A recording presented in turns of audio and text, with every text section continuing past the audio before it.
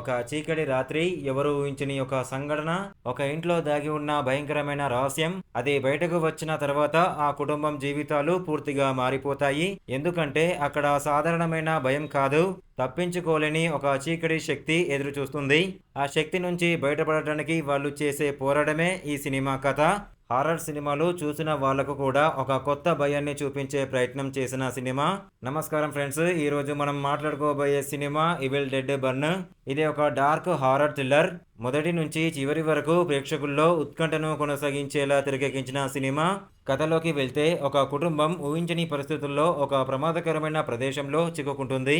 మొదట చిన్న చిన్న అనుమానాస్పద సంఘటనలు మాత్రమే జరుగుతుంటాయి. కానీ సమయం గడిచే కొద్దీ ఆ ఇంట్లో ఏదో తెలియని శక్తి ఉందని అర్థమవుతుంది. ఆ శక్తి ప్రభావం పెరుగుతున్న కొద్దీ అక్కడ ఉన్న వాళ్ళ పరిస్థితి భయంకరంగా మారుతుంది. అక్కడ మొదలవుతుంది అసలైన పోరాటం.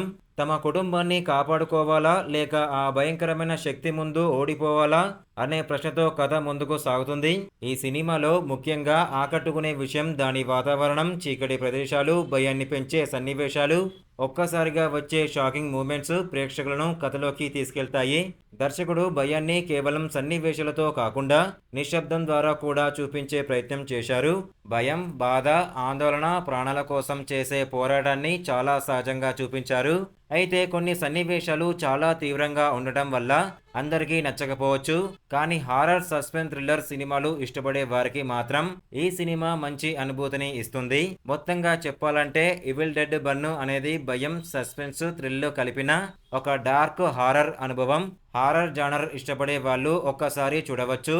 మీరు ఈ సినిమాను చూశారా? మీ అభిప్రాయాన్ని కామెంట్లో చెప్పండి. ఇలాంటి కొత్త సినిమాలు, వెబ్ సిరీస్ రివ్యూల కోసం మన ఛానల్ను సబ్స్క్రైబ్ చేయడం మర్చిపోవద్దు.